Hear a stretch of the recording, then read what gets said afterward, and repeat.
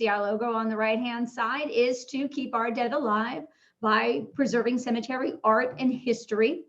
Shameless self-promotion, www.gravestonegirls.com.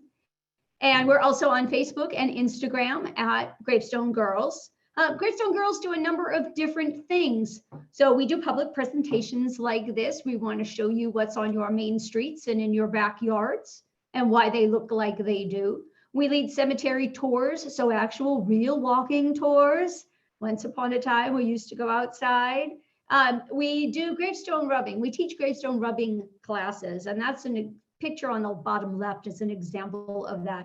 I'm not going to speak to that tonight, but I will tell you that the reason we teach it is because if it is done correctly, it is a completely inert process and often ends up being, if nothing more than a snapshot of that gravestone at a point in time. Sometimes it's actually the only thing that still exists in the future because these objects do disappear off of our landscape. And also the last things that Gravestone Girls do are gravestone replicas. We make copies of the real thing that still sit out on the cemetery landscape.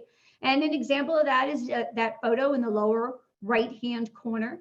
They are taken directly from the faces of the original stones with a direct casting process. I have an art history and restoration background, so I developed a process that I can safely take into the cemetery and collect these images. They are all different shapes and sizes. They're elements of the original stones. These guys that you see all have hooks on the back to hang on the wall. We make magnets, mirrors, frames, coasters, cork boards, all kinds of fun and useful gravestone stuff. So enough shameless self-promotion. We're going to get you on your tour. And before we actually tour the evolutionary history, we need to talk about it and explain why we bury the dead and where gravestones actually come from. So it's a discussion about the origin and the evolution of the cemetery. And the historic record dating back at least 50,000 years, if not farther, continuously shows that different societies at different times believed that there was something else after this world, that there was another world or more worlds beyond this. And we know that because when archaeologists and anthropologists go out into the field and they excavate in different places around the world at different times and different civilizations, they find burials with grave goods in it. And that's an example of that, shown very simple grave with some very simple grave goods in the upper right-hand corner. We bury the dead because we as mortals, we only have a certain amount of time while we're here. And when someone dies, we dig a grave, we cover that, we put the person in the grave, and then we cover that grave with originally not one stone, but multiple stones. So the idea, that's where the word gravestone comes from. And that pile of stones on that newly dug grave served a number of very useful purposes. So it showed you where you buried someone if you want to come back and visit or memorialize. It shows you where you put someone so they're not disturbed when it comes time to bury someone else. You know where you have put your previously deceased folks. And early on, it really served a very practical purpose of keeping wild animals from disturbing the freshly turned earth of that new grave. So those grave goods that we find in with the bodies, they can be very simple like this, or they can be very elaborate. And so aren't those big pointy things in the bottom picture on this screen, aren't those really just big old gravestones? They contain wonderful things, many wonderful things that Pharaoh needs for the next world. And now, while I can talk about 50,000 years worth of history, we don't have that kind of time. So I'm going to take us to the good stuff. And my talk this evening is going to be an evolutionary tour through the three major eras of gravestones and graveyards / cemeteries, because there is a difference, and we'll talk about that. These pictures are very typical examples of what we would find when we go to these different time periods for graves and graveyards and cemeteries. So that upper left-hand picture is a very typical looking colonial New England gravestone, and they come into being here in the Northeast from first settlement in the early 1600s, and they look like this into the 1700s. In the upper right-hand corner, that's a good illustration of the cemetery, the second evolutionary stage, where we actually go from graveyards to cemeteries. And it is because of the rural garden movement that took place in the 19th century. And then this lower picture on the right is a very good example of a modern cemetery of the 20th and 21st century. In preparation for the program, I went to Mattapoisett, and I went to all of your cemeteries in town. You have 7 of them, and I took pictures. So the majority of what you're going to see this evening in this program is taken directly from the graveyards and cemeteries in Mattapoisett. I will tell you now, and I will remind you again when we get to the modern section of the program. Remember, I came to town and I took pictures, both in your oldest cemeteries and your newest ones. So I tried to conceal identities, but it is entirely possible that you might meet somebody you know. You might see somebody you know come up on the screen when we get to the modern section of the project. So don't freak out. Understand that I'm not trying to single anyone out. I am trying to use the modern day gravestones and imagery that we are using as modern people to say who we are and what we did while we were here as individuals and as a society. I'm using them to illustrate those concepts the same way I will use the gravestones of the rural garden and the colonial periods to illustrate what the folks of those time periods were thinking and doing as individuals, as families, and as societies. So Mattapoisett, established 1857 from Rochester, which was established in 1686. So we have the Barlow Cemetery, the Hammond Cemetery, the Mattapoisett Friends Meeting House Cemetery, the Ellis Bowles Family Cemetery, also known as Wolf Island Cemetery, Cushing Cemetery, Pine Island Cemetery, and St. Anthony's. And you'll see that I've got some notes after them at their approximate or actual founding dates. So I visited, I took pictures, I made you a program. So gravestone anatomy. When you look at my slides this evening, the text that you see will tell you what we're looking at. That first line, like here, gravestone anatomy. And then the second line will tell you what cemetery it's from. So if it's in Mattapoisett, you will see, as these examples are, from both the Barlow and the Hammond cemeteries in town. So in the upper left-hand corner, originally gravestones, if we had them at all, and this is again from first settlement in the early 1600s, if we have gravestones at all, they are probably just wooden markers, which over time would be lost to decay, or they might look like this. They might be rough stones that are used to mark the spot. Maybe they've got some engraving in them, initials, dates, but they're going to be very simple if they exist at all. Over on the right-hand side, that cutie is a really good example of albeit rather rough shape, a very typical colonial New England gravestone. So on the left in this picture, that first little hump right there, that's called a shoulder. And then this large lunette where that funny little face is called the tympanum. And once upon a time, there was another shoulder over here on the right, but it has since, looks like it's broken away over time. And that does have something to do, certainly, with being outdoors 24/7 for several hundred years, as well as the type of material itself, which in Massachusetts, the majority of colonial gravestones, particularly from central Massachusetts out to the sea, is typically slate.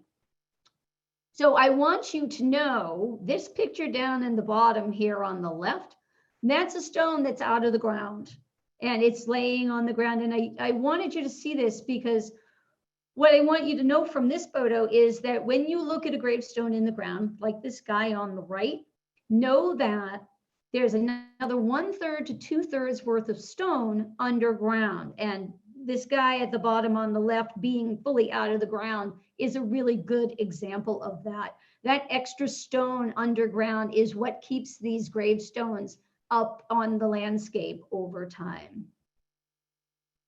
So in the colonial period, we've got the concept of the graveyard, the burial ground, the old burying point. They're not cemeteries yet. These are examples of Barlow, which the sign out front said that it was taking burials as early as 1700. And then down below, we've got the Hammond Cemetery, again, both in Mattapoisett. And a sign out in front of that cemetery was very helpful in saying that it was established with interments at about 1740, even though it wasn't annexed as a burial ground until in the late 1780s. Know that when you see these burial grounds like this from the colonial period, what you see has absolutely changed over time.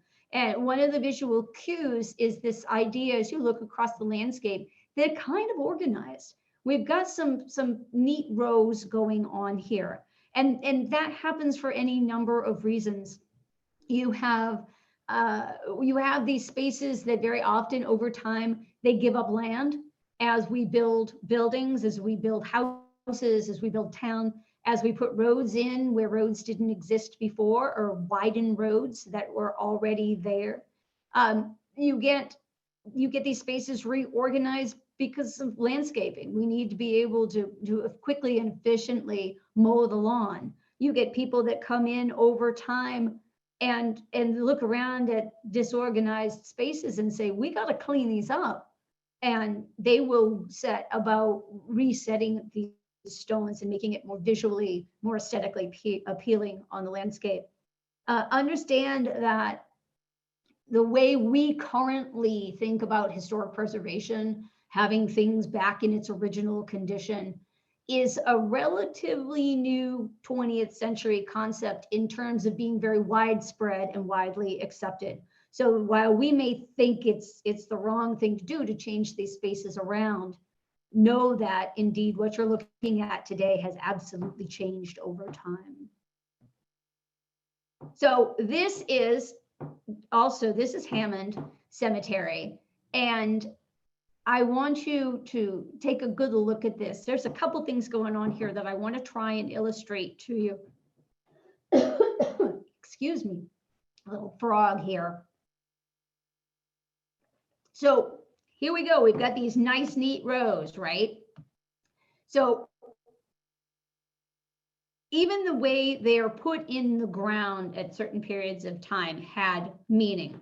And gravestones also came in pairs. So you had a big stone, like here on the left. These large stones are headstones. And you had smaller stones called footstones. And the headstone and the footstone mark the beginning and the end of the grave. So if you bury father and he's 6 feet tall, there's going to be a 6-foot spread between his headstone and his footstone. You bury mother next to him and she's 5 feet tall, there would be a 5-foot spread between her headstone and footstone. So if you follow that logic and you apply that to this screen, you would go, oh, well, everybody in town was all the same height. Nice try, but not the case. Look again and realize that the space between these two rows of stones, the headstones and the larger headstones and the little footstones, are about the right size for the lawnmower to go through. So keep that in mind. Other things I want you to take away from this picture is, so these little guys up here, where my pointer is, some of these little guys are indeed footstones. So footstones go with headstones in that the headstone will say the name of the person and the footstone will have something that connects it to the larger stone. So it will have the name of the person or initials, something that you know tie the two together. In the event that these little ones don't line up, don't match the big ones that they're behind, is yet another clue that this space has been reorganized. Sometimes we find them next to the large stone. Sometimes we find a footstone in one spot and a headstone in another place. I also wanted to use this picture as an example of reorganization. So you can see all these guys in the rows in the front here, these two rows, they're facing one way. If you look at the rows behind it, they're facing at a 45-degree angle. So, or is that a 90-degree angle? Then 90 degrees separated by 45-degree angle. There we go. So it's just another clue on the landscape that this space has absolutely been changed around over time. And you'll notice here that under the title of Headstones and Footstones, we've got another concept that I wrote down called East-West Axis Orientation. So it's just a really fancy way of saying how these stones were originally placed in the ground. All the stuff that we see, much of the stuff we see in colonial New England burial grounds, in Puritan burial grounds, are Christian-based iconography and ideology. So the people at the time, they're very religious, they're very superstitious, they're really following the Bible to the letter, and even down to how you are buried in the ground and where your gravestones are set is important. It has a lot to do with the concept of getting out to the next world. So if you can follow along, I'm going to see if I can do this so that it makes sense. Because usually I'm standing in front of the screen and I can point, I can wave my hands around and orient you. So the idea here with an east-west axis orientation is that the writing on the faces of the stones, and one of the things that you guys are a little handicapped at, not just Mattapoisett, but when I'm down in that Southeast Massachusetts area, because of, I think it's got a lot to do with the winds that come through, as well as your proximity to the ocean. So you're a little warmer, you may be a little more moist. You get a lot of biological growth on the faces of the stone, which makes them a little hard to see, or actually sometimes they're really hard to see. So it may be hard to tell here, but these stones in this front row, here, these guys, if you can get past all of that biological growth, you can see the inscriptions. So the idea is that the inscription faces west, and the body is back here on the other side of the stone, back here behind these guys, facing east. So the viewer, the living reader reading the stone isn't standing on the grave. And it is the idea that if you're buried behind the headstone and you're facing east, on Judgment Day, the Archangel Gabriel is going to come from the east, sounding his trumpet, sounding the call for Judgment Day and resurrection, and all the dead are going to sit up in their graves facing east to meet their maker. Okay, so that's a good concept. I'm going to apply that to this slide. Now all of a sudden I realize something's wrong. So if the writing is facing out, this should be west over here on the left, and east should be on the right, if they were where they were supposed to be, if they hadn't been changed around. But I'm there at about 2 o'clock in the afternoon, and this is west over here on the right and east over here on the left. So again, this is another visual cue to me that these have indeed been changed over time.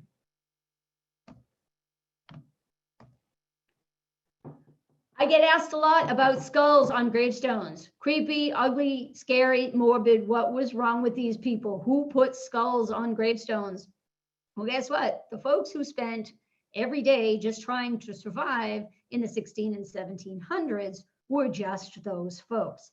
So this winged skull is called a death's head, and it appears in many different styles on gravestones in colonial New England, starting around the last quarter of the 1600s and traveling on into the 1700s. So I have a couple of examples here for you. The one on the top left with that funny, fabulous curly Q hair, and then this guy down here just under him. Those are both from Mattapoisett. They're from Hammond and Barlow cemeteries. And as you can see, they do have a lot of biological growth on them. So I wanted to include a couple others of some of my favorites and just others that I've seen around and just give you another view of them.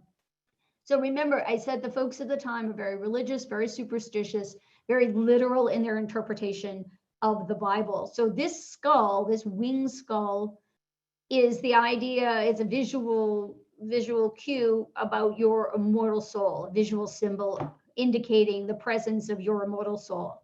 You've got one soul, it's your job to keep it clean and free of sin. So by the actions that you do while you're here, so that upon your death, that soul can make its way to the next world.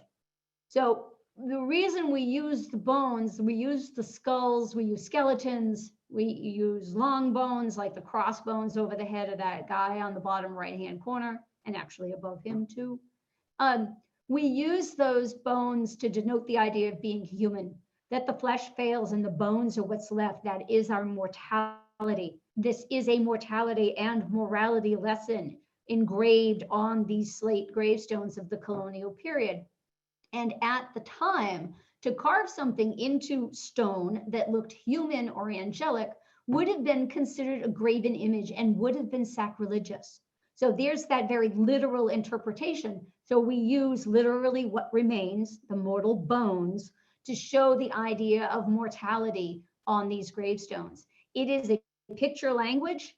It is a visual cue to those that can read and write, who do not always stop and read the messages on the stone. I call it a scared straight program.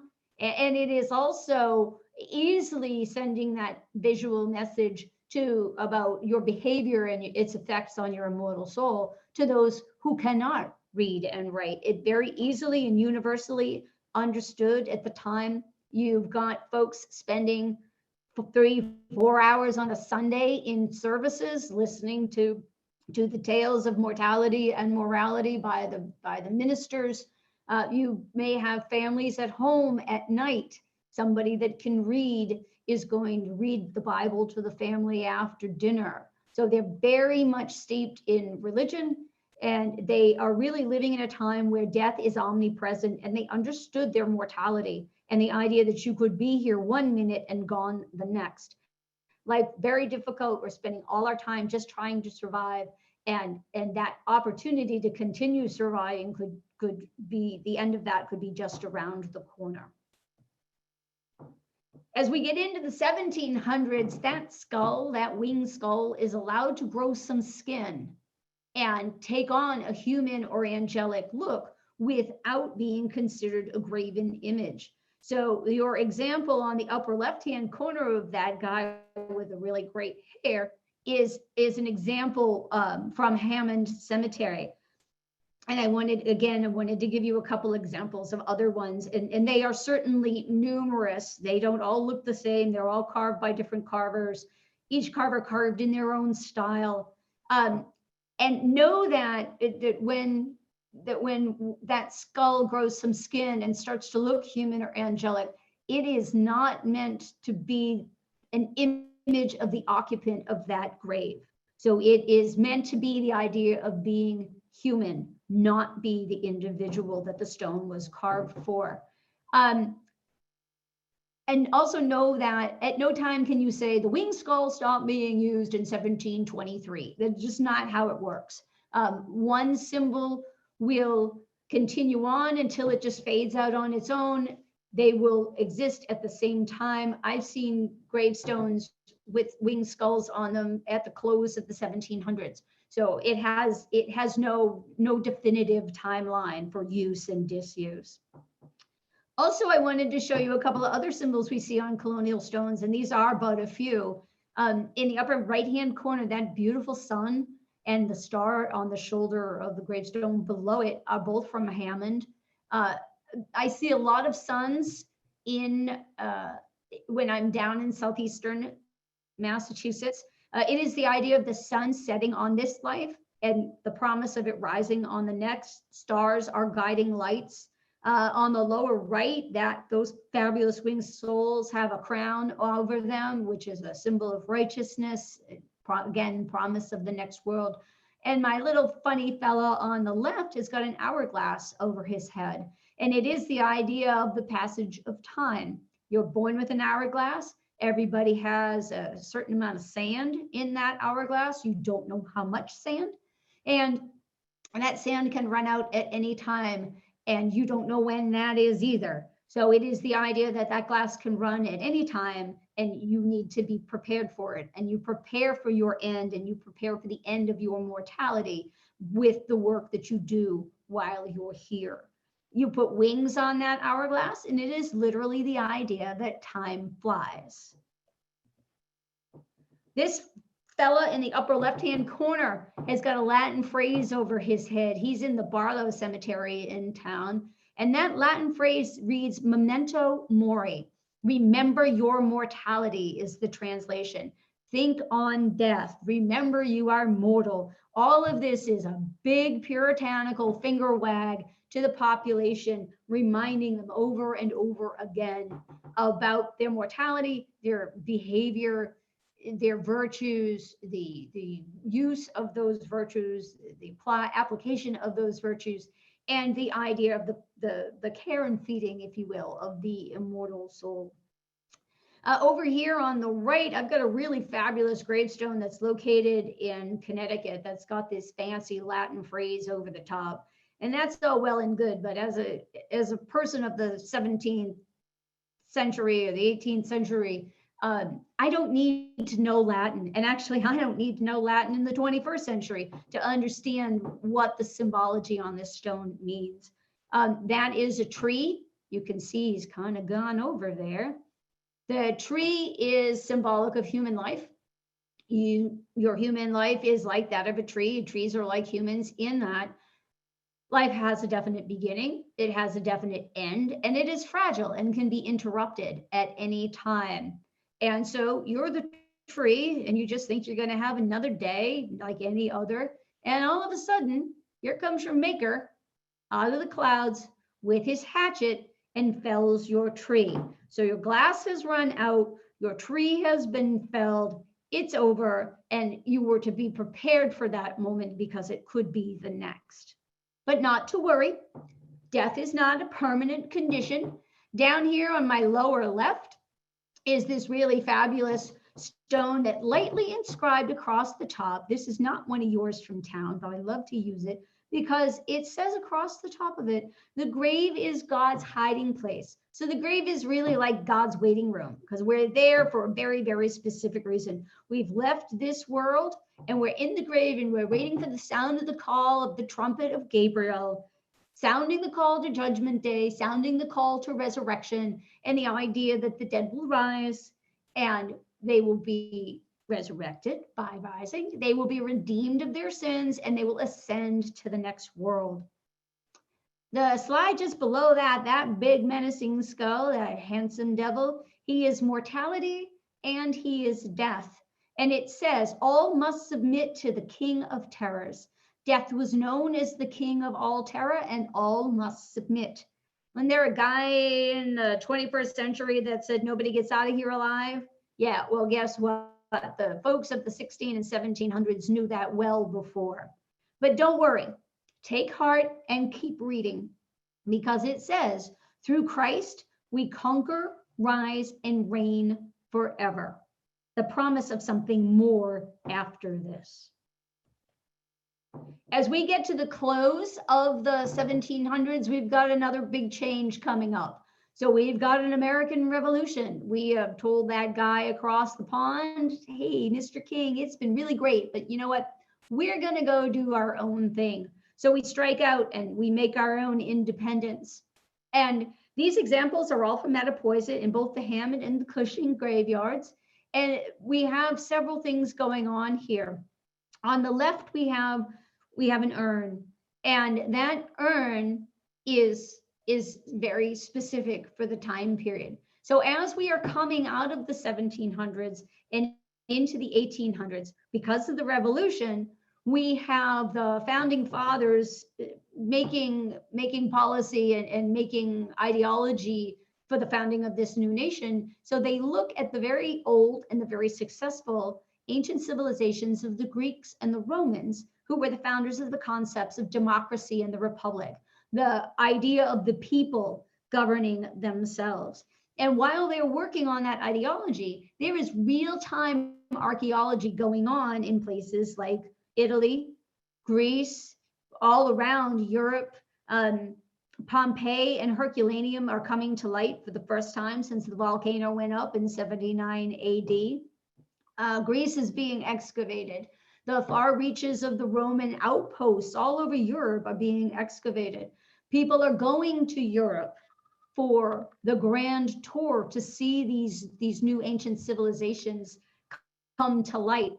And what happens is it sparks a movement called neoclassicism. So it is new classicism. It is drawing on the idea of those ancient classical civilizations, and by renewing it, reinventing it, readopting it, we call it neoclassicism.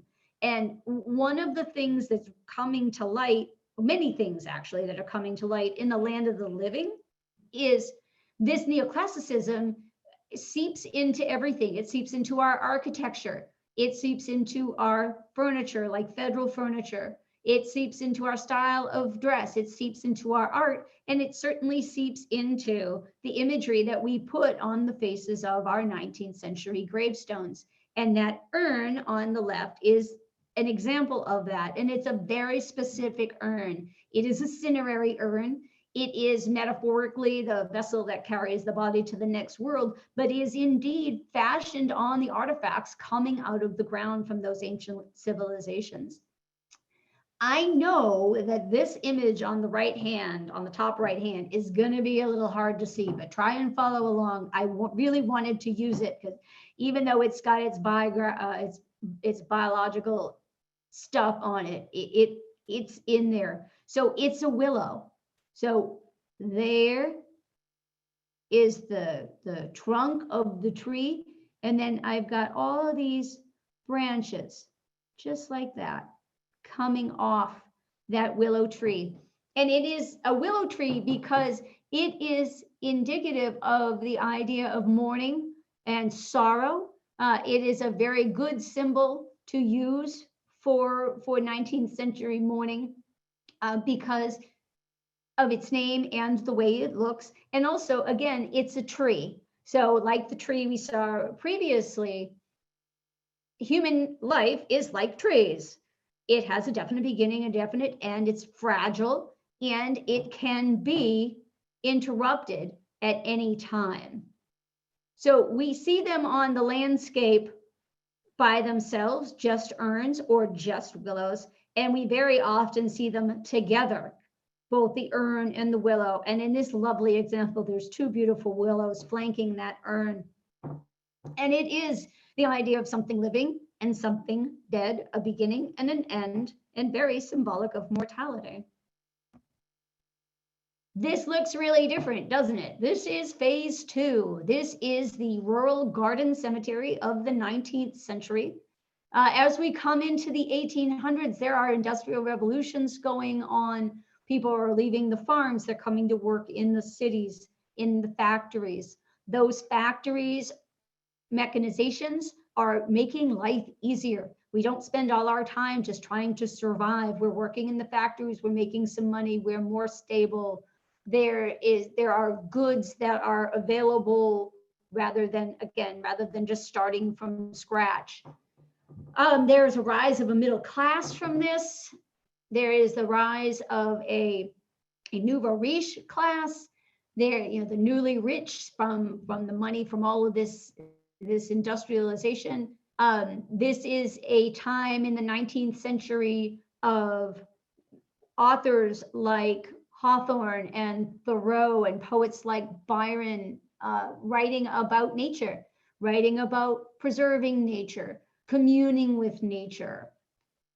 We also have going on here, we also have the transcendentalists and the spiritualists that are communicating with the dead. They're having their seances and they're using their Ouija boards. So this is a very different, very modern for the time, 19th century living atmosphere, living civilization. And what happens in the land of the living happens in the land of the dead. And we look back at those colonial burial grounds and we say, those are how barbaric. Look at those dark stones and that flat, dark landscape and those images. This is not who we are as modern people. So all of those things that I just mentioned about the modern people of the 19th century, plus the idea of places like Père Lachaise Cemetery in Paris contribute to this idea of the modern American cemetery and the rural garden movement. This is the landscape of Mount Auburn Cemetery, and cemetery comes from a Greek word that means sleeping place or dormitory. It reflects the sentiment of the time about death, the idea about passing away or falling asleep.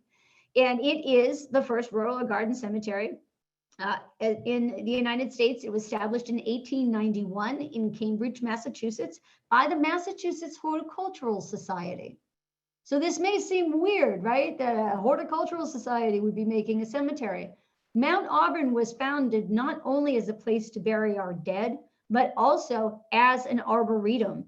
And this landscape that you see is a complete departure from the colonials and is very modern for the time. Green grass, rolling hills, trees. There were ponds on this landscape. The monuments are different. The material is different, the shapes and sizes. Absolutely everything about this modern cemetery of the 19th century reflects who the people of the time are. This is open green space. When Mount Auburn opens in 1831, it is a tourist attraction. It is a sensation. And people flock here, even if they don't have loved ones in the cemetery, because it is open green space 4 miles out of downtown, dirty, filthy, industrialized 19th century Boston. Here's 2 examples of rural garden landscapes in Mattapoisett, the Cushing Cemetery on the left and the Ellis Cemetery down below. They look different, right? Again, different monuments, different materials, different shapes and sizes. We've got plantings. You've got a lot of cactus in those cemeteries. They are yucca plants, and they're also called century plants, and they were very common on the cemetery landscape. In these newfangled 19th century cemeteries, we have for the first time the ability to purchase a family plot. It becomes important to us where we are buried. And the idea of the family plot is, I call it a home away from home, like a vacation home. And it really is the idea that the family lives together when everybody's living. And one by one, as members of the family head on to the next world, they are buried in the family plot. And eventually the family is brought back together. And these are just a couple examples from Cushing. The one on the left has got a beautiful statue. And if you'll notice in the front, you've got the equivalent of a front door, and it has the family's name on it. So it is really the idea of coming home. On the upper left, on the upper right, this is an example of how we might mark our foundations, our cemetery plot, our family plot. This is called curbing or coping. And it's 4-sided, and it says, this is my land. This is my plot of the land. Again, very much the home away from home. We move to the idea of often of a centralized monument, and then individual headstones that mark the places that the individual folks are buried. And if you have, I said that these were very social places. You have people coming here, not just on anniversaries or birthdays or holidays, but they're coming here to these cemeteries very regularly. They are picnicking, they are planting flowers, they're visiting with the dead, and they're visiting with their living neighbors. And if you buy a plot, if we look at the slide on the lower right, you buy a plot, somebody buys a plot next to you, a plot next to that. Now all of a sudden we basically have a neighborhood. And I chose to use this one because I liked the way that those second homes, those summer houses, were right along the roadside. And it is a pathway through the cemetery. Softer symbols now in the 19th century. There is a whole flower language that goes on, and we use the flowers on the cemetery markers, on their monuments, as the same way we use trees, right? Flowers are something that has a definite beginning, a definite end. It's fragile, and that life can be interrupted at any time. So these are all from Mattapoisett. And on the left, I chose to use this because it's just such a lovely, ornate, beautifully carved stone. And it's got that full bloom on it, as does the one at the top to its right. The idea of these blooms is the flower that grows, buds, blooms, and then the bloom fades. So it's symbolic of the idea of the passage of life. The two to the right and down below, you'll notice are buds, and that bud up on the right hand side is actually separated from the flower. So it is absolutely the idea of the flower that started and the bud that started, but the bloom that never came to be. The idea of being nipped in the bud, and very often used for children and also young people, but very, very often for small children. I want you to know about all of this in the context of the newly available material to make monuments to put in these newfangled cemeteries. So these are all marble. Marble is now in the 19th century a newly available material because we have waterways, we have railroads, we have ships that can bring this newly available material from farther away, whether it's from Vermont or from the South or from the Midwest, or whether it's from Carrara, Italy. We have the ability to get this material to make not just big, fancy, important buildings, but also to make things as more daily or as mundane as gravestones. And originally, the material was chosen, again, because it was newly available, but it's also very symbolic. It fits right in with the Victorian ideas about symbolism and sentiment. So marble is white and bright. It is symbolic of heaven and purity. And I want you to look at these and tell me what you see. So on the left, that's a really dirty stone. It can be cleaned, but what happens with marble over time, it's very porous and it is very susceptible to two things. One is erosion, which causes the carving to wear away. And it also, because it is porous, it picks up atmospheric pollutants and causes it to change color.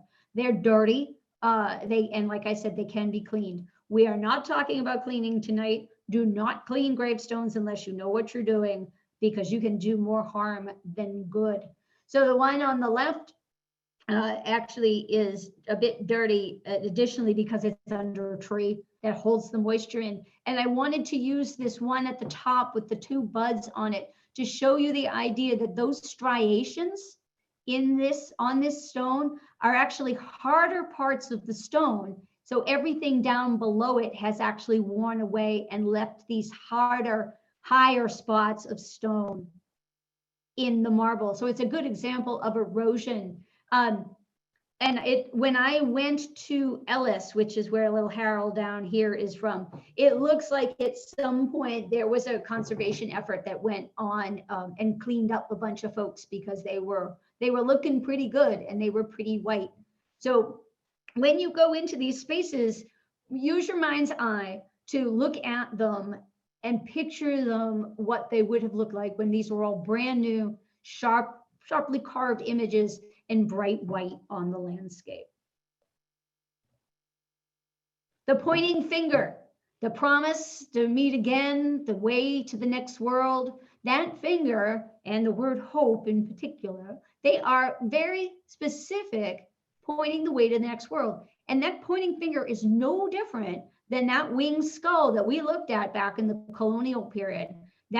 It's just the modern symbol for the time. That pointing finger points the way to the next world, the promise of something else. The idea of shaking hands is saying goodbye in this life, hello in the next life. And again, the promise that we will meet again on the other side. I wanted you to see some of the other softer symbols I found around Mattapoisett. On the lower left, we've got the anchor.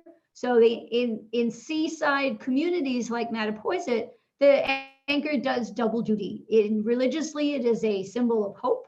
And also it points to the idea that you have a relationship with the sea, and that anchor happens to be on the stone for a captain. In the middle, we've got a really beautiful and still pretty good intact dove. Doves are symbols of peace. They're a symbol of the Holy Spirit. They can also be a soul symbol. And it's a very sentimental 19th century symbol, that bird flying away and taking that flower with it, taking that bloom to the next world. And then certainly here, that gorgeous little thing on the lower right-hand corner is a lamb. And again, he's in pretty good shape. A lot of times when I see marble lambs on the landscape, they are melted or eroded to the point that they've lost their ears and they've lost their features and they look like seals. But this one for our little Maria is still in very good shape, albeit just a bit dirty. So lambs are often used for children. Some people's vacation homes are just nicer than other people's vacation homes. That's really all there is to that. I did not find any of these in Mattapoisett, but I wanted you to know that they exist. This is the Laurel Hill Cemetery in Philadelphia. If you ever get a chance to go, I insist you go and take me with you. There's two things going on here. Those two buildings in the forefront, on the left and the right, are hill tombs. So those facades that you see they've got doors and everything, but the rest of the structure is built into that hill. Up above them is what's called a mausoleum. So a mausoleum is a freestanding building, just like any other freestanding structure that you would walk into. So the family held the keys to the doors, and they went inside and they placed the caskets inside. They did not go in the ground. They were placed inside the building. So there's no interment here. And I don't want you to feel left out. I want you to take a peek inside. So like I said, again, this is not in Mattapoisett, but if there's a mausoleum or a hill tomb on the landscape with a door, you better believe there's a gravestone girl pressing her face in the window. So the family held the keys to those beautiful bronze doors. They wouldn't have been chained like that in the past, but they are chained for safety nowadays. Keep people out. Once you go inside, it opens up into a chamber. It opens up into a room that looks like what we have here as an example on the right. So what you see are niches, lateral panels that they're horizontal. So you would take that piece of marble off, you would slide the casket in, and then you would put the piece of marble back up. So they're entombed, not interred. Being interred means being put in the ground. And often these structures had furniture inside. They may have a table and chairs. People would go in and put in, bring in pots of flowers and sit and do their reading or do their knitting, and they'd visit with their deceased. They also had windows very often. Window lets light into the structure and it makes it more like home. Those windows were often stained glass, and that stained glass may, as it does here, allude to the idea of the outside by having a floral or a leafy pattern on it. It may have a religious theme. It is something that makes the house a home and brings the light in, as well as when you're inside, giving the idea of being outside as well. You might know a little company called Tiffany, and Tiffany actually made stained glass windows for mausolea, as well as did a number of cemetery chapels, really beautiful cemetery chapels around the United States. So this is the modern landscape of the 20th and the 21st century. This is St. Anthony's in Mattapoisett.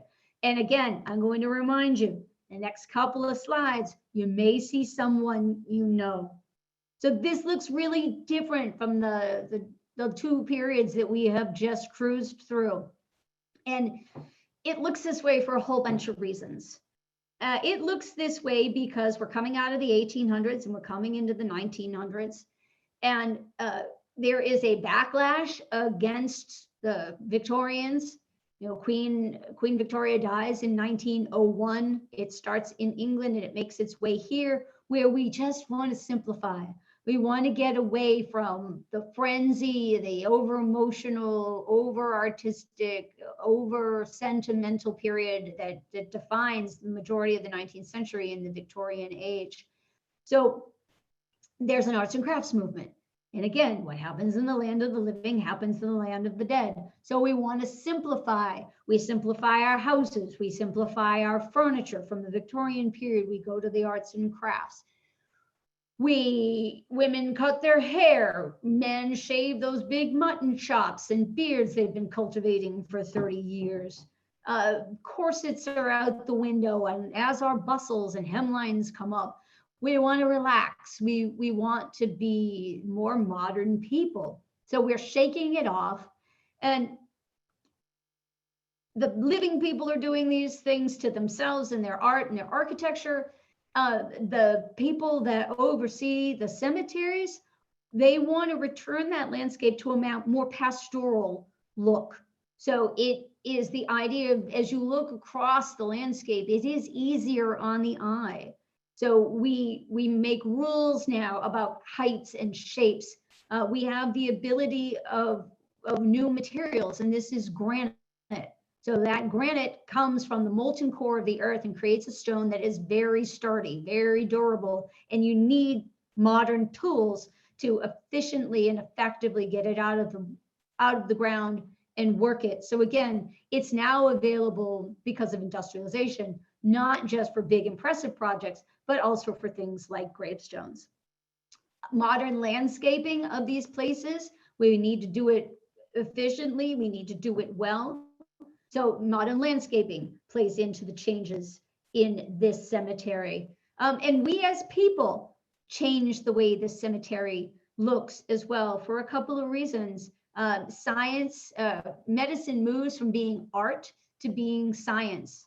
We understand how it is that we get sick better than we did in the past. So we know about germs, we know about bacteria, we understand how disease is spread. We understand that we need to keep our water clean so it doesn't make us sick. We understand that we have to keep our food preserved at certain temperatures so that it doesn't spoil and make us sick. There are, as we move through the 1900s, medicine moves at a lightning pace for open heart surgeries and transplants. And at this point, we're doing genetic engineering. We've mapped our human genome. Medicine is moving quicker and quicker than ever, and has given us the opportunity as humans, as mortals, to cheat death on a regular basis. So this becomes someplace, the cemetery becomes someplace we don't go as often as the folks in the 19th century did before us. And the other thing that happens that influences this landscape is that we change as people in terms of how we live and die. We stop dying at home. If you got sick in the 19th century, you typically were at home and you typically died at home. And we stopped taking care of our dead when they died at home. Once upon a time, the family washed and dressed the body. You were laid out in the home. The people came to visit you and wake you in the home. And then you all proceeded to the cemetery. And what happens now as we move through the 19th century, and certainly into the close of the 19th century and strongly into the 20th century, we have the undertaker. We have the funeral director, really no longer undertakers. And they come and they get the body when you die, wherever it is you die, often more likely in a hospital or in a care facility of some variety.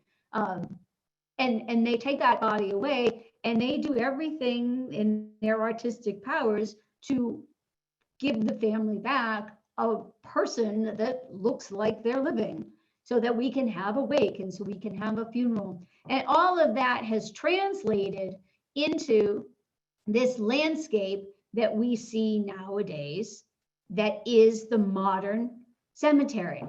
And for a long time during the 1900s, those gravestones didn't say much.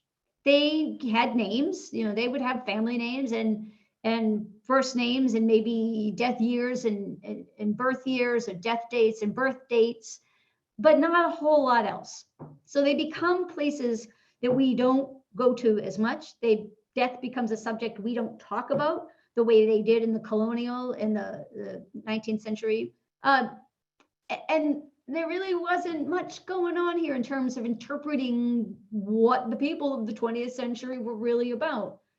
And the good news is, I have found that I would say in the last 30 years or so, there has been more of a movement to put information on our stones that tells people who we are and the things that we enjoyed while we were here. And I can now go into the cemetery and I can meet people. I can walk through those gates and I can meet people that I existed contemporaneously with, possibly in the 20th century, then I never had an opportunity to meet. And either the people that design the stones themselves or what the family wants put on the stone, they're doing it because they want to talk about who that person was. So I have images. I get to see who we were. We were fishermen, whether we did it for business or for a sport. We served our community in the police force. We served our country in the armed services. This tractor down here on the lower left, I love it. And maybe I've got a farmer there. Maybe I've got somebody that made his living off the land and loved working in the land. And certainly that shamrock gravestone tells me that I've got an Irishman. And as a Sullivan, I can identify with that. Up above that smiling lady and the photo next to it are people. They are somebody that was here, and they are somebody I can now look at their face and maybe learn a little bit about. The smiley lady on the left or in the middle, that's called a gravestone etching. So we have a very strong affection currently for black granite as a material for gravestones. And it lends itself very nicely to showing these etchings. They show pictures very well. So those etchings are done either by laser, but more likely with diamond tip tools, and done by very patient, very talented people to put lifelike picture images on gravestones. On the right, that heart shape with that groovy couple is called a photo ceramic, because it's a photo that has been put on a piece of ceramic and sealed in. Then it's supposed to protect the photo. One of the sad downsides about these is because they are actually ceramic, if the lawnmower shoots rocks at them, they can be damaged. But this one's in good shape, and it gives me a snapshot of a couple, maybe on their wedding day. You can date photos based on hairstyles and facial hair and clothes and earrings and all of that kind of stuff. So it gives me an opportunity to meet somebody that I wouldn't have an opportunity to meet otherwise. And maybe their families or themselves wanted to leave something like that behind.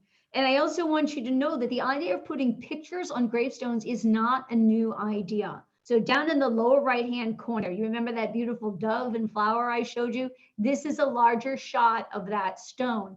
And if you look in the upper right-hand corner, that spot once held a photo of some kind. It may have been a photo ceramic that was embedded in the stone, but I think it was a photo because there's actually shards of glass still in place, as well as the dating on the stone would help me identify what period of photography it may have been. It's not very common to see photo ceramics with glass over them, which is why I'm kind of leading to the idea of an actual photo itself. So photography was invented in 1839, and it doesn't take long before it becomes readily available to the masses, as well as reduced in price. And so whether or not you had money, it was certainly possible in the 19th century to put a picture of someone on the gravestone. So that's who we were. So we don't only want to say who we were, we want to show everybody what we did while we were here. What were the things that we enjoyed? And again, all of these are from Mattapoisett, and I had many of them, and it was very hard to whittle them down because I found these spaces to be very expressive as a whole, where people have really embraced the idea of communicating about themselves and their loved ones. So in no particular order, in the upper left-hand corner, we're going out fishing for eternity. We went out with the canoe and the dog while we were here, and why not keep doing it after here? We were golfers. We enjoyed our sports, hardcore sports. I see a lot of hardcore Boston sports fans in gravestones that have the Red Sox logo or the Patriots logo on them. We love our pets. I see people's pets, their cats, their dogs, their pigs, their chickens, and everybody in between on their gravestones. Certainly, we love to cruise, right? We love our motorcycles. Some are very particular to particular brands. We loved our vehicles, whether 2 wheels or 4. I'm not sure what the flamingo stands for, other than maybe just a flamingo lover, but I love flamingos, so I like seeing that on stones. It's something I can identify with. And certainly if we live by the sea, we are used to seeing gulls. Certainly as New Englanders, we have a distinct love for lighthouses. We see them a lot. I see them a lot when I'm out and about, but I got to tell you that I have not seen lighthouses with penguins. So maybe this is a very specific lighthouse. You know, maybe somebody traveled to Chile and you know, where down at the bottom you're going to have penguins. So maybe this is a very specific lighthouse, and maybe they work there. Maybe it was the trip of a lifetime. I don't know what brings the lighthouse and the penguin together, but it gives me something to think about. And certainly I saw a lot of artists depicted on gravestones in Mattapoisett. So we've got the artist palette here. We've got this grand piano. We also saw trombones and guitars, and so you guys knew how to live it up and have a good time while you were here. And as modern people, we do things in these modern cemeteries. And I don't see a lot of this in New England, and I'm really working to try and change that. But if you go into any number of rural cemeteries, rural garden cemeteries around the New England area, you find all these things I have listed and then some. Beekeeping, they keep bees on the land. It helps the bee population. It helps pollinate the flowers. Hey, let's go harvest the honey and sell it and make some money for the cemetery. And I can tell you that any cemetery that sells honey, there's a waiting list for the honey long before it's harvested. Dog park. Now, this is an interesting one, and one I am very fond of. You go into a lot of cemeteries, and often the first thing you see is signs that say no dogs allowed. So other 19th century cemeteries around the country offer their visitors the ability to bring their dogs in. And I'll use the example of Congressional Cemetery in Washington, D.C. They've had a dog park. They've used their cemetery as a dog park for over 15 years. The dogs run off leash. There's watering bowls for them all over the place. The owners pay a very sizable sum for the privilege of being able to be part of this group. Everybody watches everybody. You better be cleaning up after your dog, because if you're not, you are out. You lose your deposit and you don't get to come back.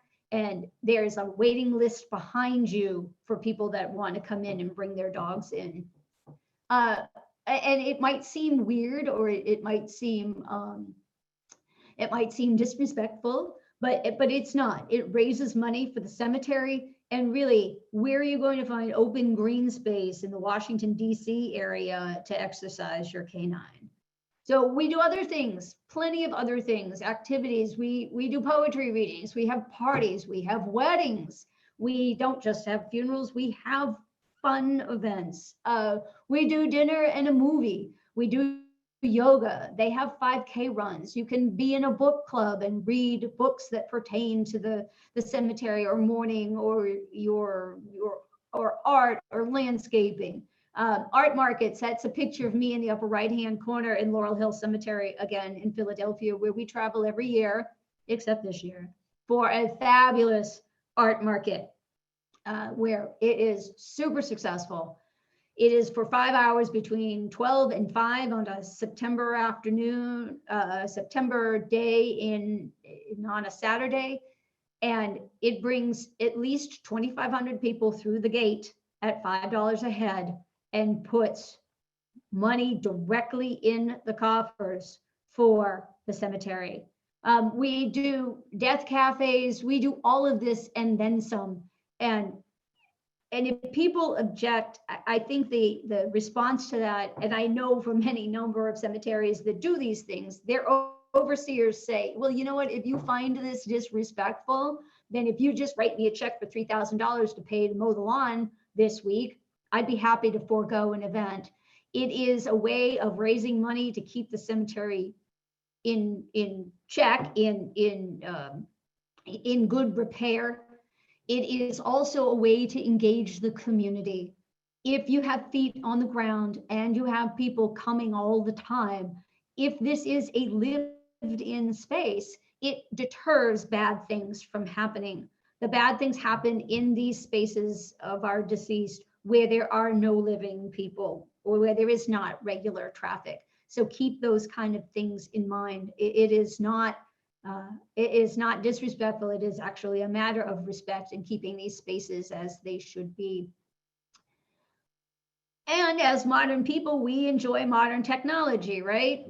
We have cell phones, and the memorial industry is banking on the idea that as modern people with our cell phones, we get technology. And I would say that you all should be familiar with this thing on the left. It's called the QR code, because it's really become a way of life now. They're used all over the rest of the world. We're kind of the last ones to catch up on it. But what this example is, and that round, this thing in the middle here has been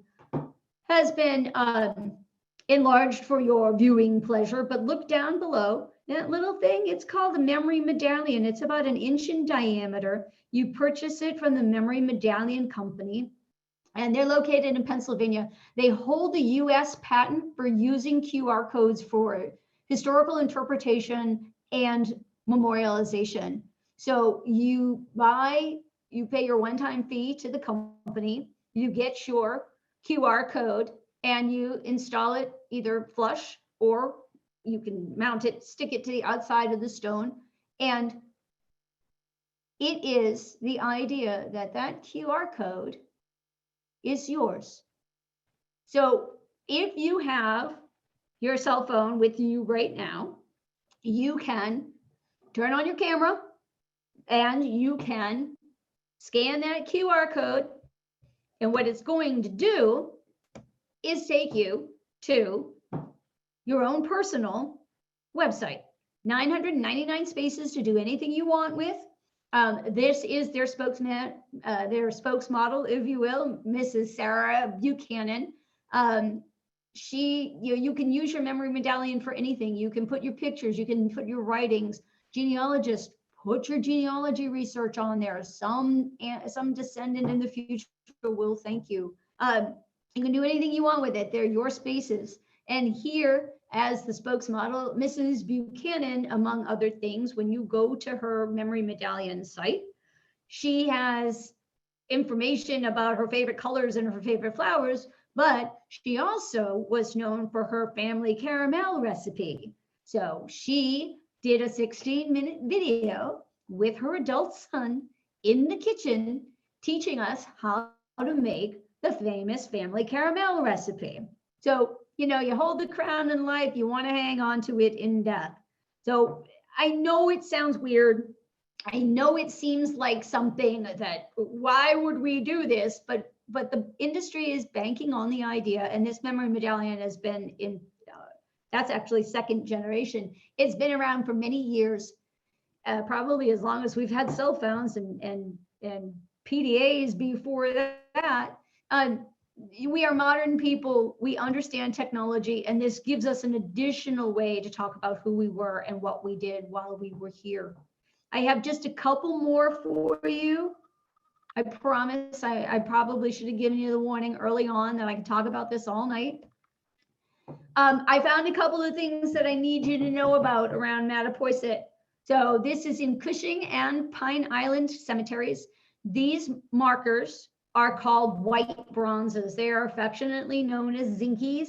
They were made by the Monumental Bronze Company of Bridgeport, Connecticut from about the 1870s into the 19-teens. They are a direct answer to the stone monument makers of the time, as well as the bronze monument makers of the time. So we start using bronze on the cemetery landscape in vases, doors, plaques, statuary, and bronze at the time and now is expensive. And it carried a certain cachet. It made a statement about, hey, look at my fancy cemetery art. I've got some money. So Monumental Bronze created these white bronze markers as an answer to that in direct competition. They were a bit lower in price. They were neither white nor are they bronze. They've got this blue-gray color to them. They used the word bronze because it was a catchword. It was something everybody identified with. But this newfangled marker was made out of zinc. It was cast at the foundry in Bridgeport, Connecticut, and it was made in pieces from molds, and then those pieces were assembled. There were no showrooms. You didn't buy these from the Sears catalog. You bought these from traveling salesmen who had design books, and you picked all these different elements you could pick out of their design books and create your own monument. No matter how big or how small, it was very customizable. They are hollow. There is no internal armature to them. And the promise, one of the marketing points was with the white bronzes was the promise that they would need no maintenance, because bronze needs maintenance. Without maintenance, bronze very quickly changes color and becomes very unpretty. And zinc is also a natural biocide, so it is not going to grow the lichen and the mosses that we've seen on the other stones, particularly when we were looking at the colonial stones. So the idea was that you bought this and it was going to continue to look like this on the landscape, maintenance-free forever. And they've held up. The Monumental Bronze Company stops making monuments around the 19-teens, right around the First World War. And I believe it's really in direct response to the idea that the material and the manufacturing facilities were needed for the First World War. So what we're looking at here are two examples, one in Cushing and one in Pine Island.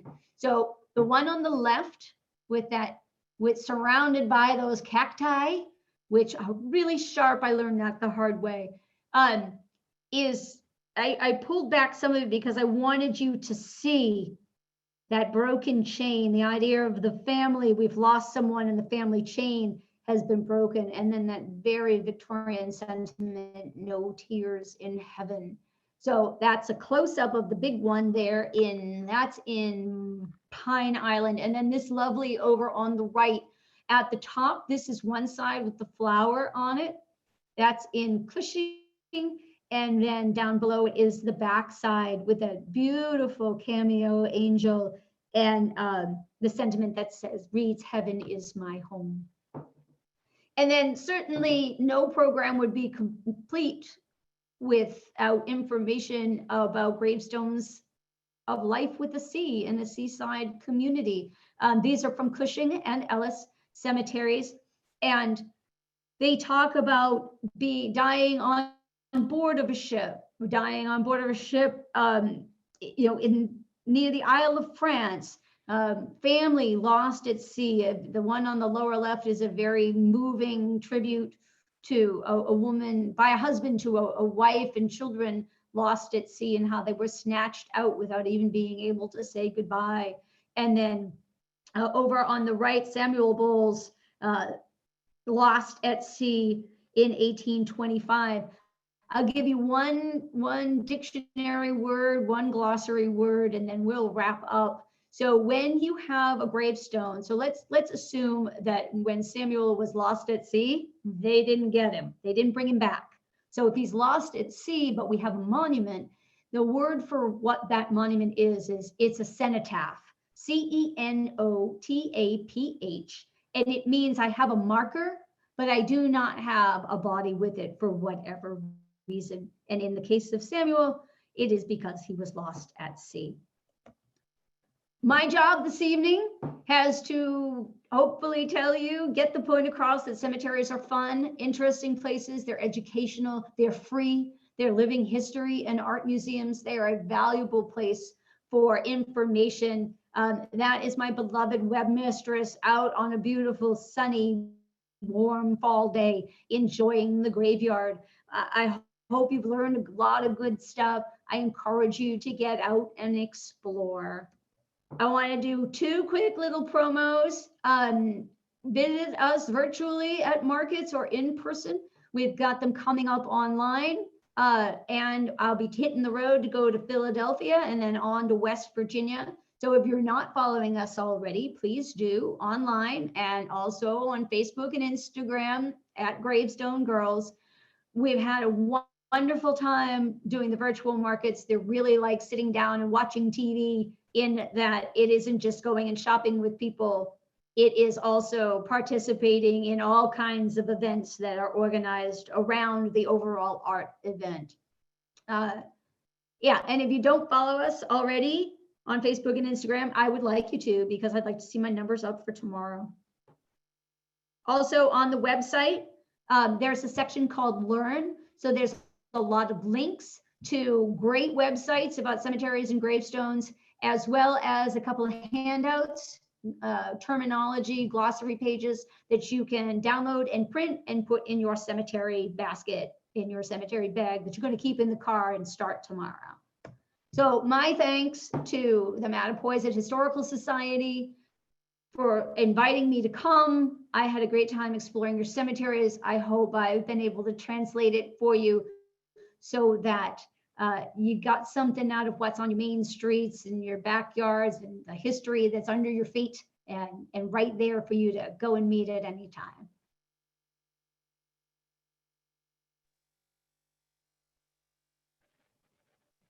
Darcy, you there? Yes, I am. Okay. Brenda, we have some questions. Absolutely. Let's take some questions. All right. Is there a way to identify the old stone carvers? Ooh, yeah, that's a whole program all by itself. So in the colonial period, gravestones were typically not signed, but never say never, because I have seen colonial gravestones that were indeed signed, that do have a signature on them. But typically they are not signed, because that would be, signing something would indicate that you were the maker. And at the time, the belief system said there was only one maker and you weren't it. So the way gravestone carvers are identified is a lot like doing genealogy. So the idea of, if you see, and this is the way it started, and then I'll give you a resource so you don't have to do a lot of the work. The way carver identification gets started is that you have a gravestone and it has a particular image on it, and you would go into the probate records for that individual and look to see if there was a payment from the estate to someone for a gravestone or gravestone lettering. If there is, then now maybe you've got a name. So now you know you've made that connection, that the person labeled as the recipient of money for gravestone carving made the stone you're looking at. So now I've got one. Next time I see another one that looks like that one, I'm going to go do the work and look in the historic record, look in the probate record, and do the same thing and see if I can find it. So it is a one by one kind of process. And A lot of work has been done. There are two things, and I'll try to keep it short because remember, I warned you I can do this forever. So there's a book from 1928 done by a woman named Harriet Merrifield Forbes, and all this stuff's on the website, called Gravestones of from 1680 to 1800 and the Men That Made Them. She is the original gravestone girl. She was the first one to really set out and try to identify and document carvers.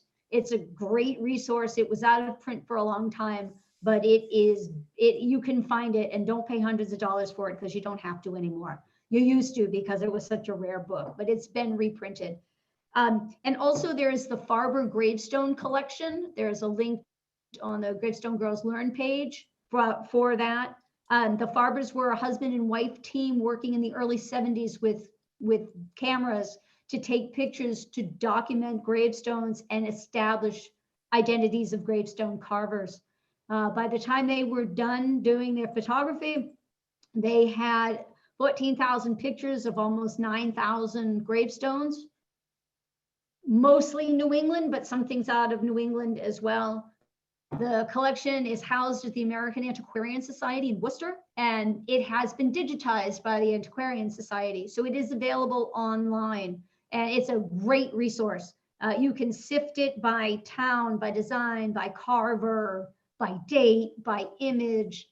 It's a very useful, it certainly isn't all encompassing, but it's a great resource for carver identification, but also those photographs are 50 years old. So it is possible that those gravestones are still standing and they're in more deteriorated condition. So you have the ability to see what it looks like now on the landscape, and possibly it's in the gravestone, in the Farber collection, so that you can see what it looked like when they saw it 50 years ago. Okay, next question. Brenda, can you speak to any worsening of the theft of some of the rarer colonial headstones in New England? I would say in general, cemetery thievery is a problem. It isn't contained to any one particular genre. One of the worst things that's been happening over time is that bronzes, like we talked about, the bronze doors and the vases and the plaques, and even the bronze flag holders for the veterans and the GAR and those kind of organizations get pilfered off the landscape so that they can be sold for scrap, which just is enough to make you want to cry. It certainly, when I hear about the theft of colonial gravestones, it's very often very unusual gravestones. There's a gravestone that's got this passage about being eaten by worms and is very colonial in its description. And simply because of the novelty of it, it keeps going missing. And the last time it was recovered, as well as a number of other ones like it that are really rare and unusual, oftentimes if we were fortunate enough to recover them, they get brought inside and the historical society holds on to them, or another institution holds on to them to try and keep them keep them from disappearing altogether. Yeah, I'll just say you probably noticed there at Barlow Cemetery, a lot of the stones were probably worn down or missing. Yeah. But we found that in around 1975 and 1976, there was a lot of vandalism there at the time. Yeah. And a lot of them were knocked down, and it turns out there are now at the museum. Several of them were actually saved because they couldn't repair them at the time. They had the money to do it. So we have them safely here now. But Wonderful. that's when you said that we'll hold those in the historical society. So we're trying to research how they got here and why they're here and what should we do with them next. But Right. A lot of times when stuff goes inside, it is in that time period. And I hear about a lot of vandalism and reclamation in the early to mid 70s. And there's just not often, particularly back then, there's not a lot of documentation. So you don't know where they went, or somebody brings it in because, I saw this man down and I needed to bring him in. And then something happens and it never gets put back out on the landscape, or it shows up somewhere and people go, where did this come from? So you have to do the work of trying to Right. get it back home. I know Right. about a lot of gravestone stories that they turn up in funny places and somebody does the work to help bring them home. That's Yeah. great. Well, and the good thing was a couple years prior to that, a 7th grade class from the junior high here had actually, as part of a class project, went out to the cemetery and transcribed all of the stones. And so we have all that information here. So many that were destroyed or gone, we still have the information of who was there and what was on their stone. So That's that was fantastic. an amazing class, that bunch of 7th graders that did that. Right. And kids love the cemetery just like anybody else. You tell them they can go out in that open green space and they get to look at stuff and, okay, so I got an assignment, I got to write it down, no problem. Yeah, that's wonderful. And certainly that serves as an excellent example of the way that the stones deteriorate over time for any number of reasons, right? The lawnmowers throw rocks at them, the trees fall on them, they get stolen, all kinds of things happen to them. So now you have a transcript of a snapshot of the cemetery at a particular point in time, because that space has completely changed. That's fabulous. Wonderful. Okay, Brenda, another question. Can you speak about the preservation of stones and if there are best practices we should follow? Indeed. So again, it's a whole other program unto itself, but as a Reader's Digest version, do not touch gravestones unless you know what you're doing. So a lot of the damage that happens to stones over time is due to the best of intentions. Oh, I'm going to go clean this, and I'm going to go use I'm going to use whitewash to clean it, or I'm going to use tire, white wall stuff to clean it. I've heard them all. So we tend to think that because something is made out of stone, therefore it's indestructible. And stone is a living, breathing object, just like anything else, just like a tree or just like you and me. So and each stone is different. So the gray ones are different from the white ones, are different from the brown ones, and not one size cleaning fits all. And surprisingly, to a lot of folks, cleaning is actually pretty easy. No chemicals, no power washers, no hard brushes, no power tools.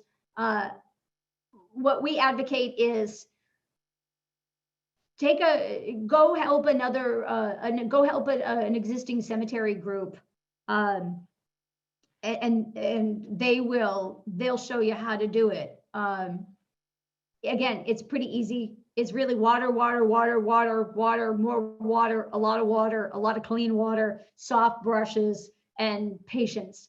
There are some biocides that you can use on them to clean them up and help get rid of the lichen and mosses that have grown on the faces and obscure the images. It isn't rocket science, and I think the best thing to do is to do some reading. There is some information on the Gravestone Girls website in that learn section about preservation. We use a couple of government documents from the National Center for Preservation Technology and Training, the NCPTT, that gives direction about proper gravestone cleaning techniques. It's a long read. You'd be surprised.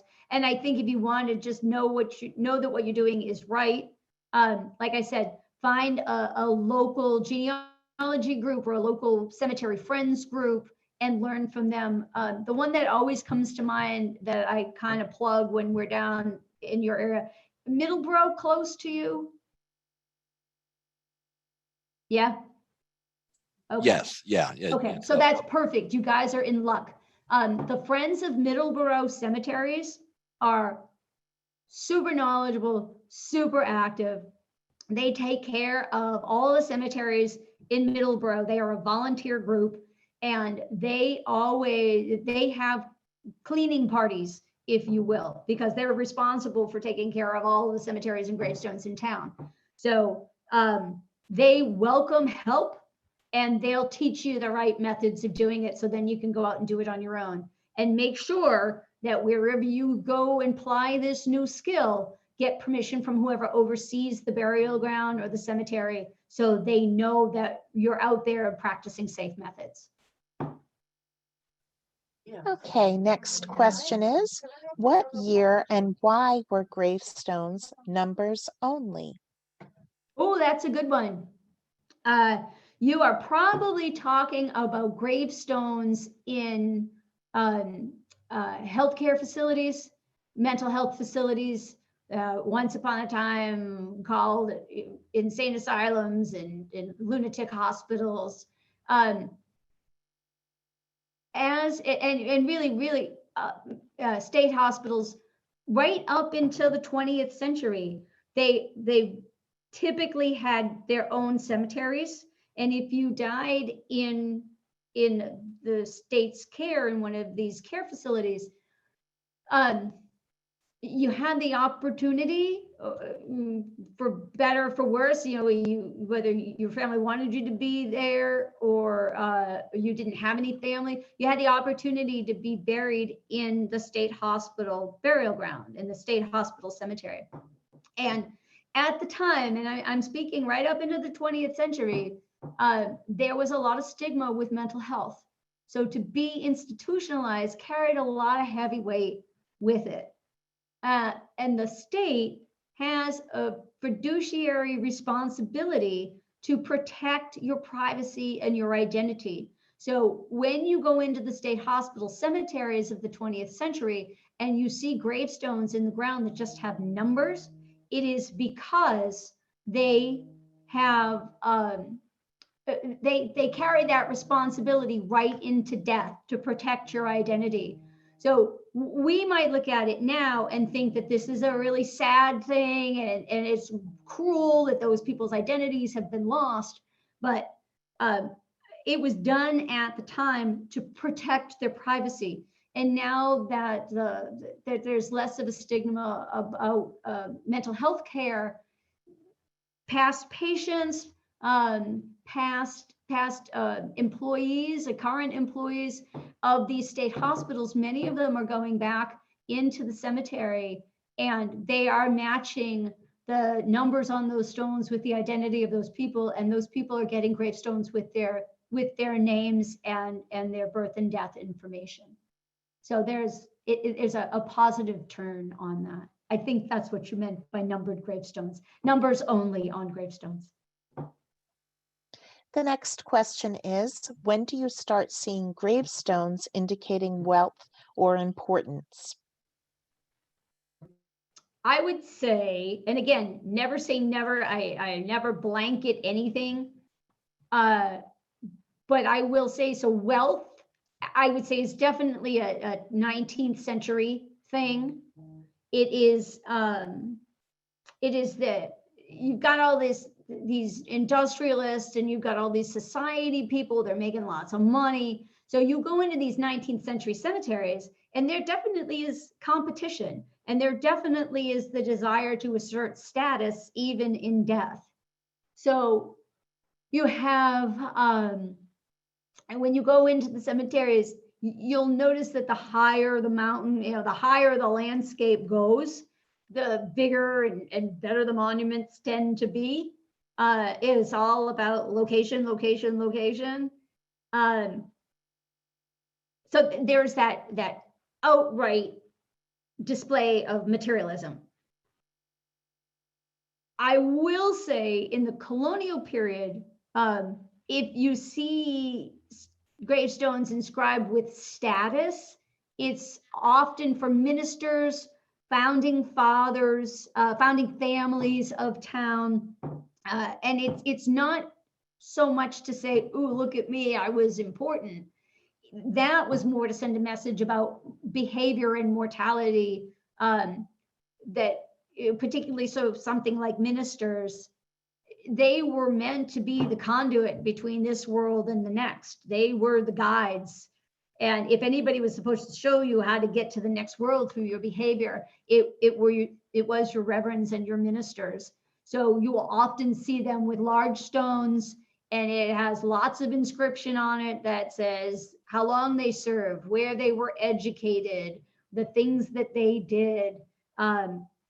So I would point to sort of status on that, but for a less personal or a less material display, more for a morality display in the colonial period. Thank you. Next question. Do you see fewer children gravestones over time as medicine and vaccines have been developed? That's a great question. So childhood mortality in the colonial period, very high, right? Not no medicines, but not medicine the way we know it. Oddly, it would seem that the childhood mortality of the 19th century, higher still. And I'm not exactly sure what that's a function of, if there's more people. I really don't know, but those are the statistics that I've read. Yeah, I mean, if you were to compare the three periods, the mortality in the 20th and 21st century is comparatively much lower. We've got more people worldwide, but it's much lower because, you need a kidney, no problem.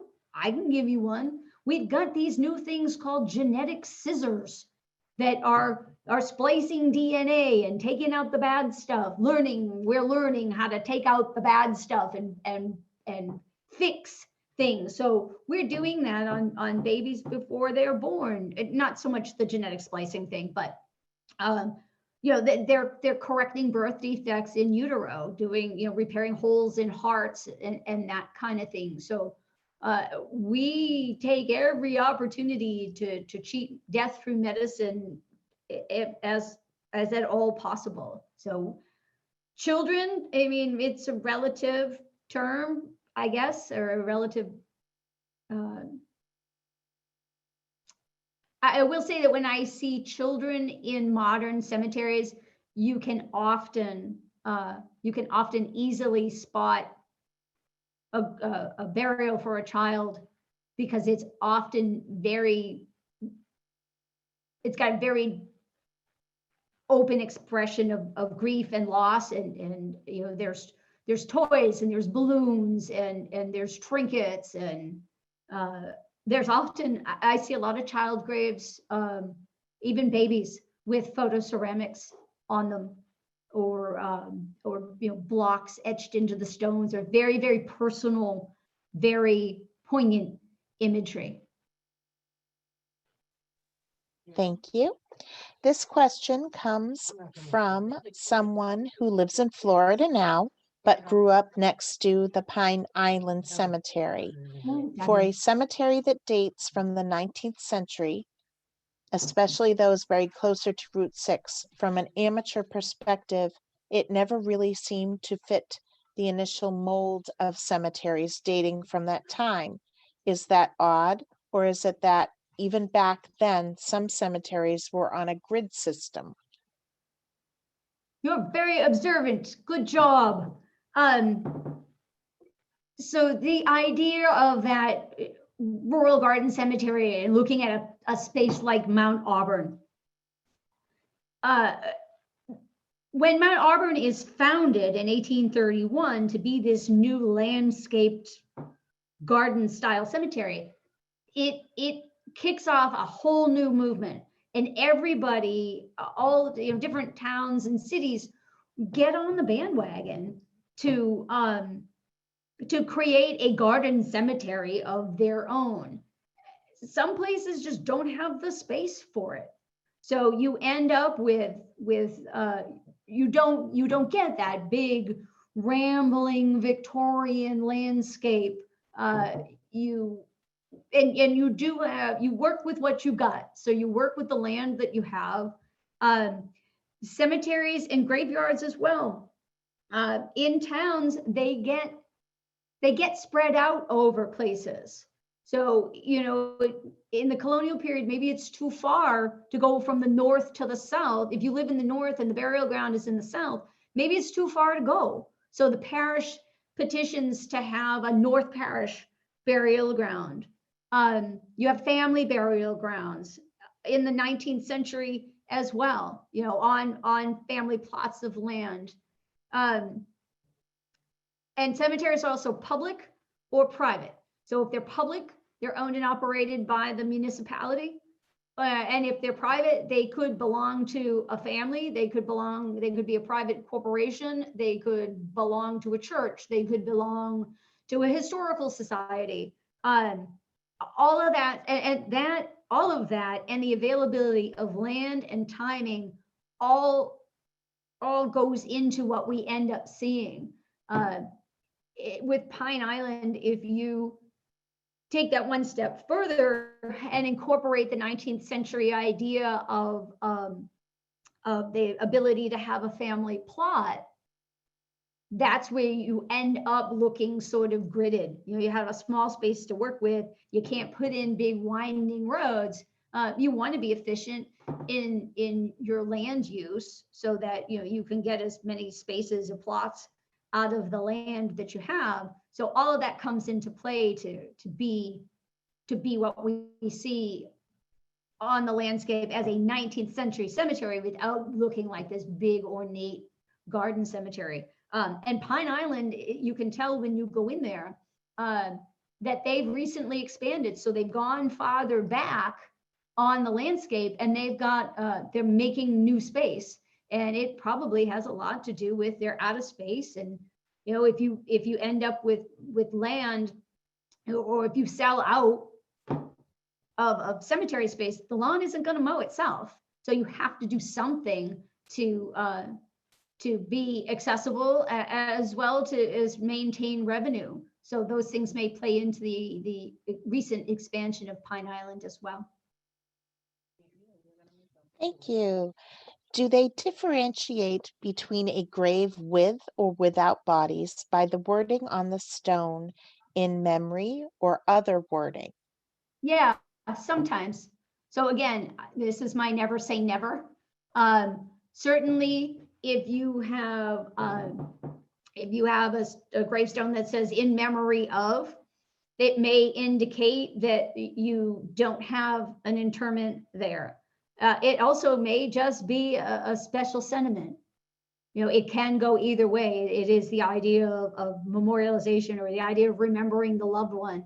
And they may or may not be buried there. If you really want to know, you'd have to go back into the log of the cemetery, and it should, and remember, records are not always well kept, whether they're old or new.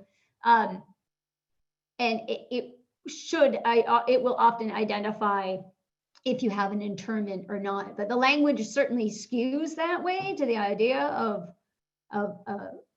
a cenotaph, the idea of having a marker, somewhere to go, some way to have a memory of someone, not letting them be lost to time. But it's not an absolute. It can go either way. And the next question is, can you tell us the names of the Mattapoisett cemeteries again, please? I can. And you know what? If I'm good and this lets me do it, I'll run back to that slide. It's a ways to go, but it's no big deal. You've got 7 in town. And I can put in a plug for a cemetery book if you'd like. There you go. Whoops. So there is a book by a guy named David Allen Lambert. He is the head genealogist at the Massachusetts Historical Genealogical Society. That's a lie. It's not Massachusetts. It's New England. New England Historic Genealogical Society in Boston. The book is in its 3rd edition, and all it is a list by Massachusetts towns. It's called Massachusetts Cemeteries, and it is an alphabetical list by Massachusetts towns, and then within the town a listing, and it's a historic listing. It is not that he went out and found every one of them and verified it. That's turned out to be my job. He's taking from the historic record cemeteries that were found on the landscape. And you know what? I actually left one out. 1, 2, 3, 4, 5, 6, 7. 1, 2, 3, 4, 5, 6, 7. You actually have 8 in the historic record. I left one out and I skipped over it because I didn't go. So you have that Ellis Bowles family cemetery, which I did go to, but there's also the Ellis family cemetery. It's on private property in town. And there are either 2 gravestones or 2 burials. And because it was on private property, excuse me, I wasn't able to get there and take any pictures, but I should have included it on the list. You have 8, not 7. Okay, thank you, Brenda. The next question is, how important was it to the community in the 17th to 18th centuries that everyone had a gravestone, or was it left up to the families to go without them for their loved ones who could not afford one? Yeah, it's all about what the family wants or can afford. That's a very good point. I think the biggest thing to take away from that is know that you don't always get a gravestone when you die. And really that applies to today. And if you put it in the colonial context, death is omnipresent, right? People can be dying all the time. It's a very, very common event. So you have someone that dies, maybe you don't have the money to put up a gravestone right away. Maybe it never gets a gravestone. Maybe it's not important. And certainly it is the reason why we don't have gravestones dated 1620, 1630, 1640. There are, in the historic record, just as a cutie little aside, there are, in the gravestone world, scholars say that there are 2 or maybe 3 gravestones that with dates inscribed in the 1640s. And one of those is actually in question, whether it was carved, whether the date was put on there later or the marker itself. And they're just rough stones. Early on in the New World, when we get here, the idea of funerals and gravestones and that kind is just not part of the puritanical lexicon. It is it's just another incident. Death is just another happening, and there's no need for that ornamentation. So as we get into the end of the 1600s, then we start doing the colonial burial grounds. And well, you got burial grounds before then, of course, because you got to put them somewhere when they die. But you don't have the colonial gravestones that I illustrated tonight until you get to the last quarter of the 1600s. It becomes just more commonly accepted, and it is used as a teaching method. There's an epitaph out there that if you've been in the cemetery in the colonials, you may have read, reader, stop and cast an eye, as you are now, so once was I, as I am now, so shall you be, prepare for death and follow me. So again, it's just that constant puritanical message about mortality. So it is there, the gravestones are there to instruct the living.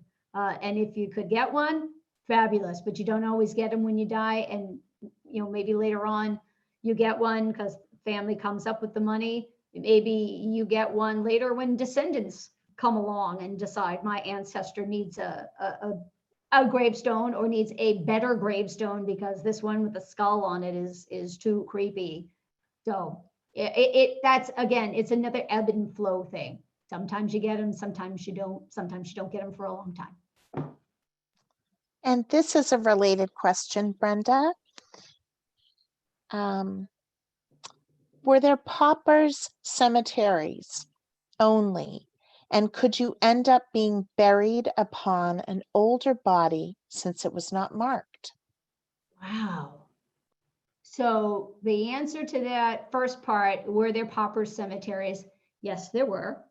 They were managed by the town. They took care of the indigent.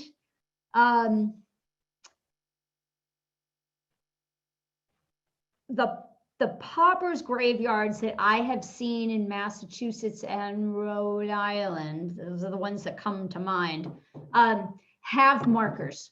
Now, were they installed? I'm not sure, but I'm going to go with the idea that if the town is burying somebody, they're putting something there to indicate that you have an interment, so that when you have to go bury someone else using that burial area, that you are not running into the folks that are already there. That's a guess, but it would seem to make sense. Okay, we have 2 more questions. Do you have any suggested reading? You bet, everything. Again, I'll steer you to the Learn section on the Gravestone Girls website. There is a tremendous amount, there's a lot of links to all sorts of other organizations, collections, reading. I don't have a specific reading list out there.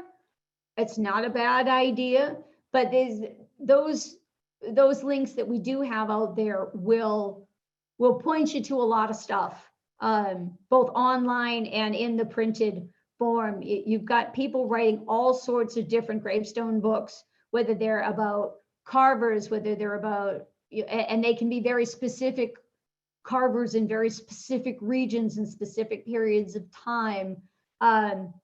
You got lots of cemeteries out there doing their own history books of their particular spaces, which is a favorite of mine when I travel somewhere.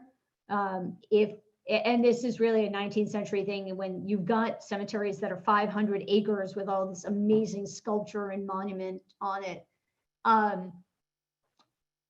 I like to get those because they're way better. For me, it's way better than taking pictures. You know, I take pictures too, but then if I've got this beautiful coffee table book that goes along to memorialize my visit. Yeah, I mean, the anthropologists and the archaeologists are writing books about graveyards and gravestones. Carvers are writing books about lettering styles and techniques. It can be your scope can be as small or as broad as your interest is. There's a tremendous amount of fabulous information out there. I'll put a plug in for the folks at the Association for Gravestone Studies. They've been around since the 1970s. The Farbers that I mentioned were part of that. They were some of the founding members. And they've got a fantastic repository of written scholarly work that's housed at UMass in Amherst. They've got their own reading lists, and they also, they have a monthly e-newsletter you can sign up for. Their website is gravestonestudies.org, and you can find them online too, like on Facebook and stuff. And they have, if you sign up for the e-newsletter, you get a monthly, it's free, you don't have to be a member. You can get a monthly e-newsletter that's created with content submitted by members who have a multitude of interests about gravestones and cemeteries, and they're located all over the globe. If you become a member, they have a quarterly written, like a quarterly publication, magazine, again, with fabulous content and pictures submitted by members and their travels and their particular areas of study. And then also they have an annual publication. Again, it's for members. I should remember the name of it. I don't. I've got 50 of them upstairs because they do one every year. Markers is the name of the publication. And that's a more scholarly publication where people that are doing intense scholarly work on whatever, geology, funerary monuments, bronze monuments, carvers, landscapes, transitions, all that kind of stuff. Their more scholarly papers are published in that annual book called Markers. So yeah, there's a tremendous amount of stuff out there. And the last question is, are graveyards and cemeteries defined differently? Absolutely. So there are, so graveyards or burial grounds, those are the colonial ones. So they date from the 16 and 1700s. And in this country, not until 1831 with the founding of Mount Auburn Cemetery in Cambridge, do we start calling the places where we bury our dead cemeteries. It's a complete departure. The landscape, the art, the monument material, everything about it, including the name, going from burial ground to cemetery, it's a whole change in the 19th century and starts with the founding of Mount Auburn.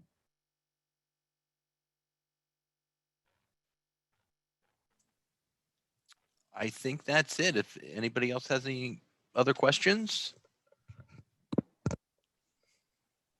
If there is time, sure, there's time. I think. Is there time for one more? I got time. Okay, Sure. someone's asking. Yep.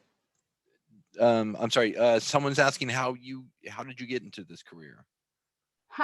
This is a hobby run amok is what this is. So I grew up in Massachusetts. My family took me to when I was a little kid, my mother and my grandmother took me to the family cemetery on a very regular basis. There was a whole section of colonial stones, those old slates with all that imagery. They were never scary places. They were always places to explore. They're green, they're safe. You can fly around all over the place. You can look at the art. My mother would tell me, read that to me and tell me what it means, and tell me what it says. So, I practiced my letters and my numbers and all of that. And, this was, all right, I'll admit it, this was the 70s. I'll date myself. So everybody did gravestone rubbing. So I learned to do gravestone rubbing in that cemetery off those old stones as a method of staying occupied while my mother and grandmother were working. And I just developed an affection for it because I was around it all the time. So I studied about it, and I read books, and I found the Association for Gravestone Studies and other organizations around the New England area that were doing things with gravestones, teaching and showing and taking tours about cemeteries and gravestones. And it's always been, I'm an art history and restoration major, probably because of it. From the gravestone rubbings, I've got all these pieces of paper, and I really wanted 3 dimensions, which is where I developed the process of actually making castings from the faces of the originals. And I only did it initially just myself. Maggie and I we were trained together, and it was just something that we did. And we made a few pieces for ourselves, and the joke very quickly became nothing says Merry Christmas or Happy Birthday like a gravestone. And we started giving them as gifts, and then little by little we start making more and doing shows, and people start saying, oh, can you teach me about this? So we start lecturing, and all of that was 20 as we became real. Where Gravestone Girls comes from was about 20 years ago.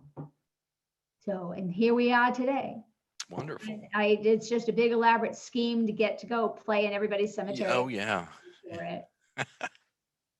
Well, thank you, Brenda, and everybody for attending. I think we had a good turnout. And great. Yeah, this has been great.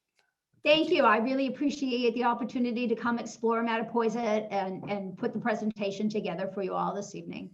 Great. Yeah, and I did send you an email a little bit ago, so take a look at that. And excellent. Did you record this evening? I did. I think I missed my intro and maybe just a small part of your intro, but I did record it, so I can send that to you too if you'd like. Sure. And please, I'd like you to I'd like you to share it with the community. It's Sure. yours. You paid me to come and do the research and build the program. It's yours. It's your community. I want anybody that isn't able to attend tonight. The great Wonderful. part of the pandemic is that we're now able to do this virtually and save it for another day and for other folks. And now everybody can get out to cemeteries while we're in this and with It's their new cold knowledge. So outside, it's dark and it's cold, but tomorrow's supposed to be a beautiful day, as is the weekend. right, great. Think about me and think about Gravestone Girls every time you go by a cemetery. Sounds great. Thank you. Thank you so much, everybody. Thank Yep, you. it's on our YouTube channel and it'll be on ORC TV as well. Oh, fabulous.